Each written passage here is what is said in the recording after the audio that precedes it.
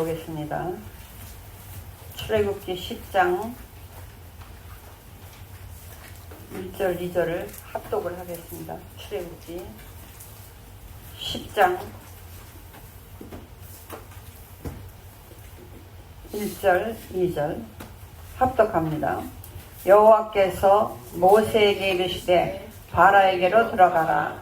내가 그의 마음과 그의 신하들의 마음을 완강하게 함은 나의 표징을 그들 중에 보이기 위함이며 네게 내가 애굽에서 행한 일들 곧 내가 그들 가운데서 행한 표징을 내 아들과 내 자손의 귀에 전하기 위함이라. 너희는 내가 여호와인 줄을 알리라. 아멘. 그래서 이제 출애굽기를 읽고 계시죠. 그래서 이제 창세기 끝났고 출애굽기 읽고, 우리 창세기에서는 하나님이 천지 창조를 어떻게 하셨는지, 세상의 만물을 어떻게 만드셨는지, 특별히 인간을 어떻게 만드셨는지, 그리고 왜 죄가 생겼는지, 그리고 하나님과 같이 살려고 만들었지만 왜 사람들이 같이 살지 못하는지, 쫓겨났다는 표현을 쓰죠. 에덴에서 쫓겨났는지, 그리고 그 죄 지은 사람들이 모여서 세월이 가다 보니까 얼마나 죄가 많아졌는지, 그래서 하나님이 물로 한번 심판을 하신 것이 노아 홍수였고, 그 이후에 다시 얼마나 놀랐는지 다시는 물로 심판하지는 않겠다 했지만 사람들이 믿을 수 없어서 다시 또 바벨탑을 막 쌓죠. 바벨탑을 쌓는 걸 보고 하나님이 약속을 해서 않는 거잖아요. 우리 이름을 내자 아마도 바벨탑을 쌓는 걸 보고 이제 11장에서 하나님이 안 되겠다, 말을 통하지 않게 일단 흩어야겠다. 그래서 그때까지는 한 민족 한 언어였는데 이제 바벨탑 11장에 가서 결국은 이제 나라가 많아져요. 자기들 말이 통하는 사람들끼리 모여서 살게 흩어지고 살게. 그래서 전 세계에 많은 나라들이 생깁니다. 그것이 바벨탑 11장 이후에. 근데 흩어졌다고 해서 하나님이 그만둔 게 아니라, 하나님이 원래 사람을 만들 때는 같이 살려고 만들었거든요. 그렇지만 이 중에서 그래도 하나님께 말씀을 따라오는 사람, 그 사람하고는 함께 살겠다고 작정하면서 하나님의 모델 나라를 하나 세우는데 그 조상이 아브라함인 것이죠. 메소포타미아 갈대아 우르, 지금의 쿠웨이트 그쪽이에요. 갈대아 우르라고 하는 데서 사는 아브라함을 불러내요. 불러내가지고 우리가 중간에 오단 하란이라는 곳에 머물러서 가나안 땅까지 안 들어오고 있을 때 그 아버지 데라는 거기서 살고, 거기서 하나님이 다시 아브라함을 부릅니다. 그래서 가나안까지 와요. 그 다음부터 이제 아브라함, 이삭, 야곱, 요셉으로 흘러가는 것이 창세기 얘기였어요. 근데 마지막에 기근이 들었을 때 11명의 형제들이 있는데 그 중에서 10명이 이제 요셉을 팔아먹은 거죠. 그들 생각엔 팔았지만 하나님이 그렇게 한 것을 통해서 그 민족을 구원하기, 아버지 아브라함과 한 약속을 기억하셔서 아브라함, 이삭, 야곱, 이 언약을 기억하셔서 애굽에 갔을 때도 하나님이 다 관리를 해주시죠. 그래서 결국은 그들이 이제 애굽에 머무르면서 장성해서 사람이 많아지기 시작을 해요. 그래서 애굽에서 출애굽기 1장은 그것부터 시작합니다. 애굽에 머무르면서 사람이 많아졌을 때, 근데 요셉이 있을 때의 그 왕이 뭐 몇백 년 살 수는 없잖아요. 그 바로 왕이 죽고 나니까 세월이 흐르니까 200년 300년이 흐르니까 요셉이 그토록 훌륭한 일을 했던 걸 다 잊어버린 시대가 되어버렸어요. 그러니까 근데 가만히 보니까 애굽에 와서 살면서 자기 본토 민족이 아니고 떠들어온 히브리 민족이 엄청나게 왕성해진 거예요. 인구가 많아진 거예요. 지금도 그렇지만 당시에는 인구 많은 게 최고입니다. 우리가 중간에 몇십 년 전에는 아들, 딸 하나만 낳자, 뭐 둘만 낳자 해가지고 왔다 보니까 아유 이제 넌 아니구나 이런 거 낳잖아요. 그래서 이제 또 막 나라고 해. 근데 안 낳겠다고 그래. 인구가 최고거든요. 그래서 인구가 많아지니까 바로의 사람들이, 이집트 사람들이 가만히 생각을 하니까, 여기서 우리는 애굽이라고 나오지만 애굽 사람들이 가만히 생각을 하니까 위태함을 느끼는 거예요. 우리 인구보다 저 인구가 많아지면 나중에 우리가 지배를 당하게 생긴 거예요. 그러니까 어떻게 막 노예 생활을 해. 핍박을 하면서 최고의 어려운 압박을 하기 시작을 합니다. 그것이 출애굽기 1장에 시작돼. 그때에 모세가 태어나는 걸 봤어요.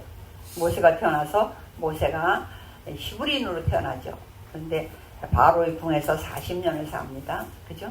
40년을 사는 것이 나오고, 40년이 살았는데 40대쯤 됐을 때에 아무리 그래도 자기가 젖될 때까지는 친부모 밑에서 어쨌든 살았어요. 그러니까 다 읽어서 아니까.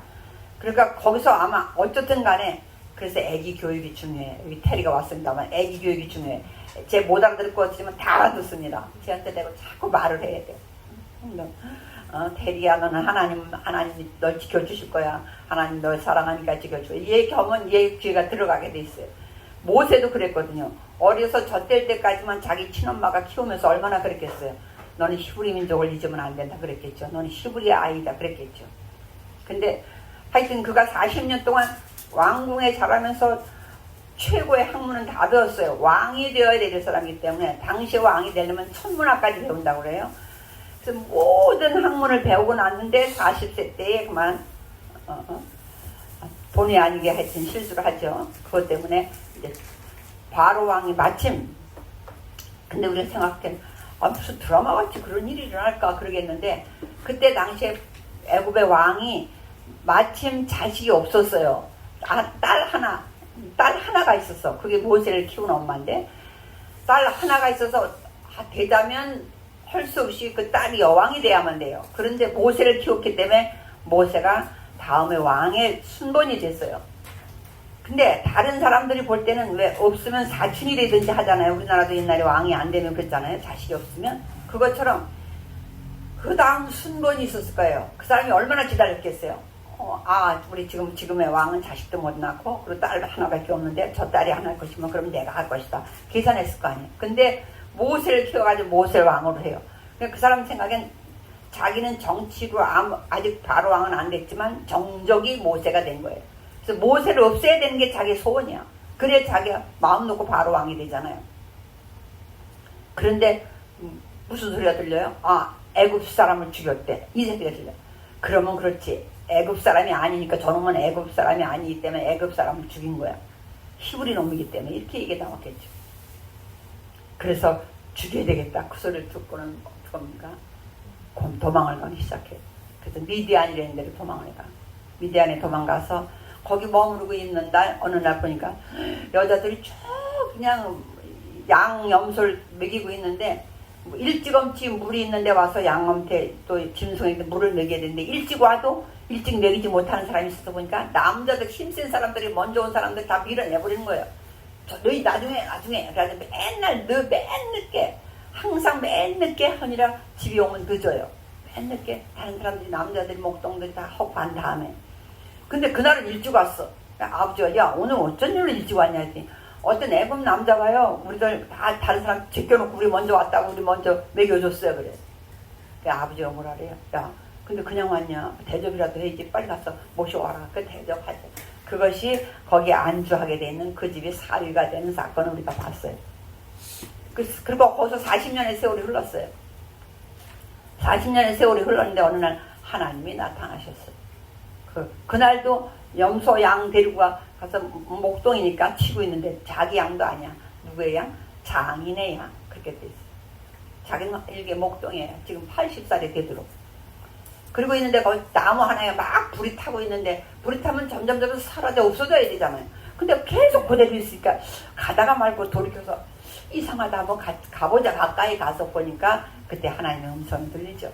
오세요. 깜짝 놀라서 제가 여기 있습니다. 네가 쓴 것은 거룩한 것이니까 신을 벗어라. 이렇게 얘기해요. 그 얘기는 뭐예요? 하나님이 계신 건 다 거룩한 것이거든요. 내 앞이니까 신을 벗어라. 그 얘기죠. 그것이 우리가 알고 있는 일들이에요. 그 다음부터 이제 네가 애굽 사람을 출애굽시킬 것이다. 네가 애굽에서 히브리 민족을 이끌고 나갈 것이다. 그러면 애굽 사람들에게 내가 어떻게 하는 걸 네가 볼 것이다. 아무리 설득을 해도 막 계속 못한다고 하죠.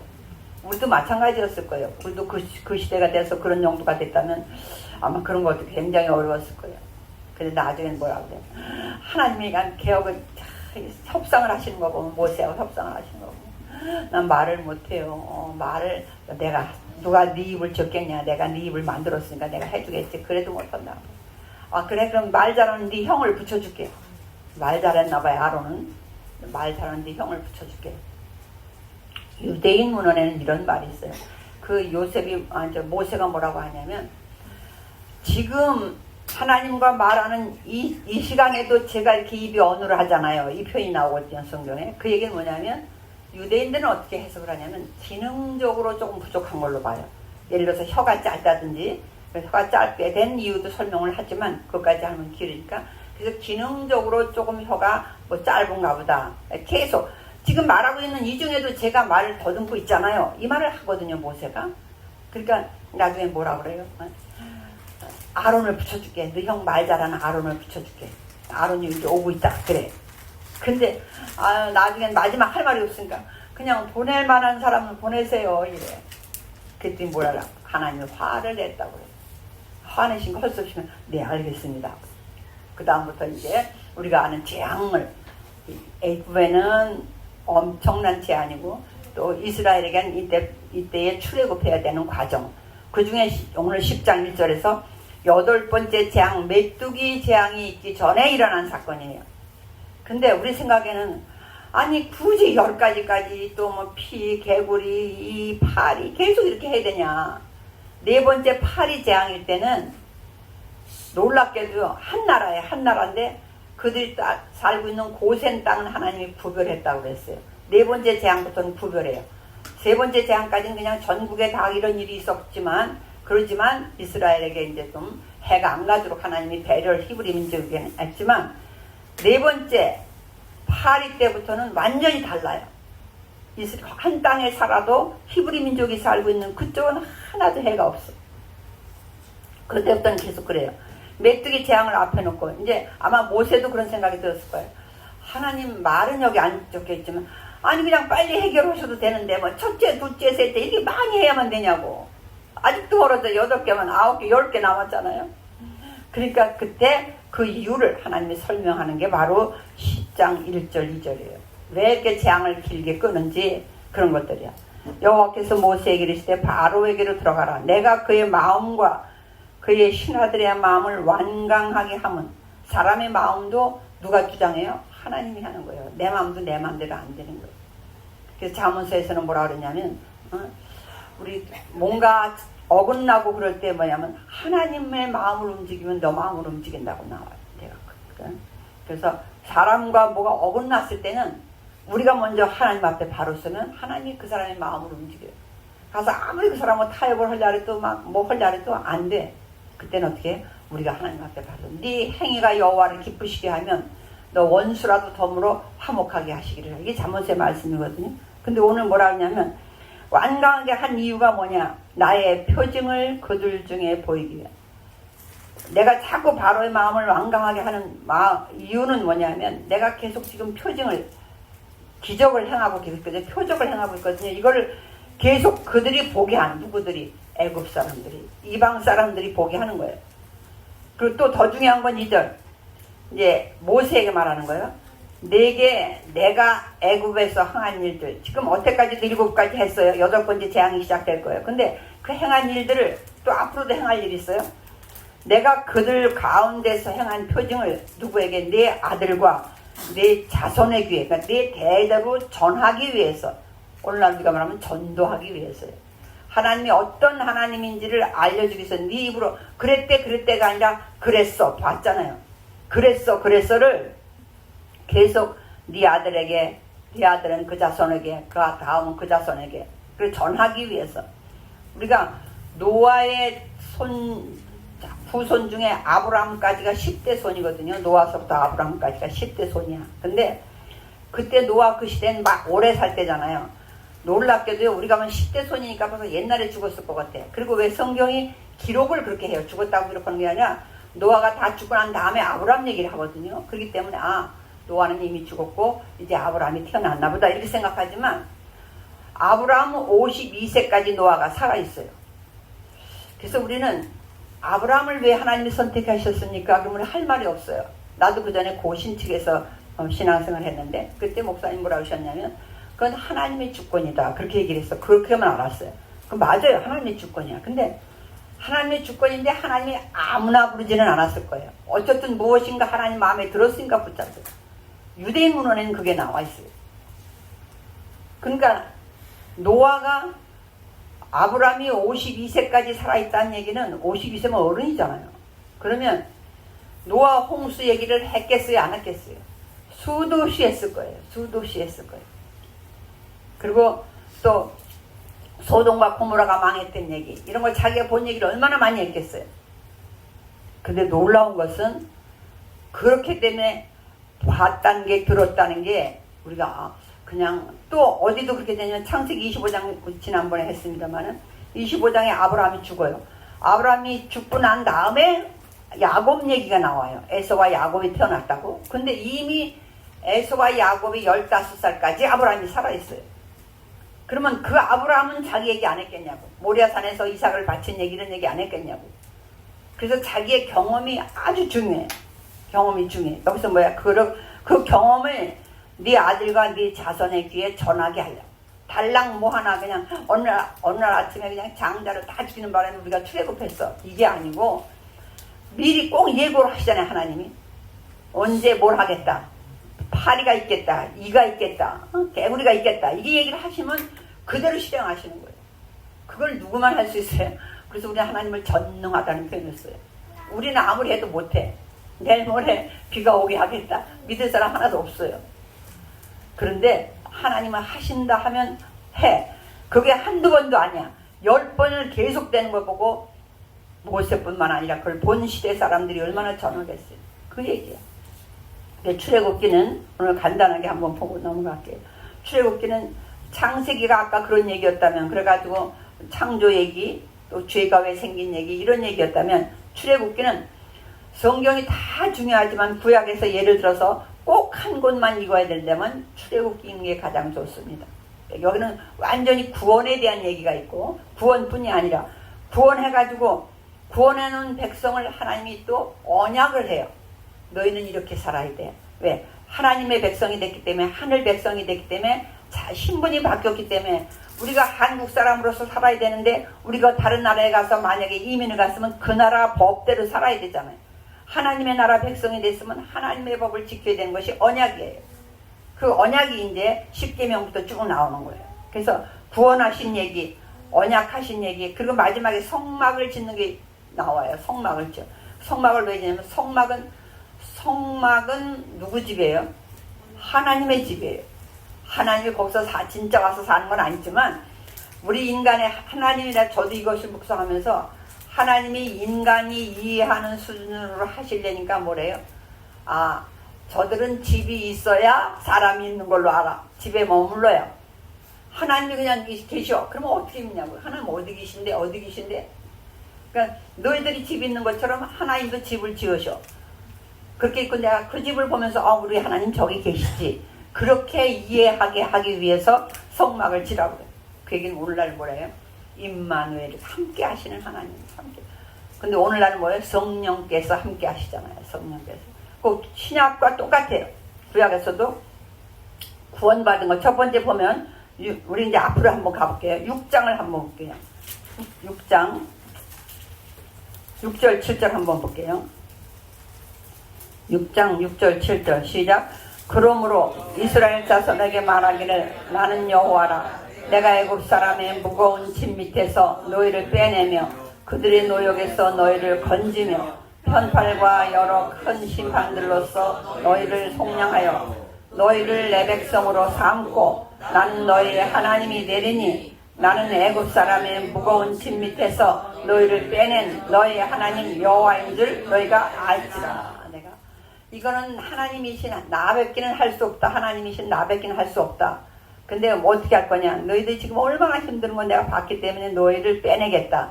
노예 생활에서 빼내겠다. 그 얘기 지금 약속을 하시고, 그리고 그 구원을 그대로 이루어 가세요. 그래가지고 이 구원을 여기서 나왔으면 다 됐나 했더니 홍해 앞에서 또 걸리죠. 그래서 14장 한번 가볼게요. 14장 13절 13, 14절 시작. 모세가 백성에게 이르되 너희는 두려워하지 말고 가만히 서서 여호와께서 오늘 너희를 위하여 행하시는 구원을 보라. 너희가 오늘 본 애굽 사람을 영원히 다시 보지 아니하리라. 여호와께서 너희를 위하여 싸우시리니 너희는 가만히 있을지니라. 아멘. 그리고 홍해를 건너죠. 홍해를 건너야 그 애굽 땅에서 벗어난 거거든요. 홍해까지는 애굽 땅이야. 거기까지는. 그래서 벗어난 장면, 여기가 완전히 이제 홍해 앞에서 구원을 완성하시는 하나님까지 보여줬어요. 그래서 뭐냐면 구원하시는 하나님. 출애굽기는 그걸 보여줘요. 구원하시는 하나님. 오늘날도 마찬가지 구원하시는 하나님. 그 다음에 이제 두 번째 보면 우리 19장에서부터는요. 19장에서부터는 한번 19장 가볼게요. 19장에서부터는 뭐냐면 이제 시내산까지 왔어요. 근데 이게 참 여기는 시내산이라고 하는데 우리는 오늘날 시내산은 애굽에 있어요. 이집트에. 그러면 시내산이 아니겠죠. 왜냐하면 애굽을 벗어났는데 도로 시내산으로 갔을 리 없잖아요. 그래서 지금은 신학자들이 시내산을 애굽으로 보지 않습니다. 사우디아라비아에 있다고 오즈산이라고 하는 사우디아라비아 거기 가면 이때 있었던 많은 증거물들이 있다고 그래요. 근데 사우디에서 오픈을 안 해요.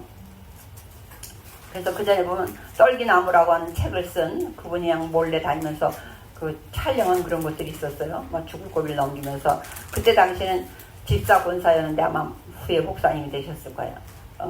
그런 분도 있는데 이제 시내산에 왔어요. 시내산에 왔으니까 이제 남의 땅에 왔고 완전히 애굽에서 벗어났으니까 조금 자유롭죠.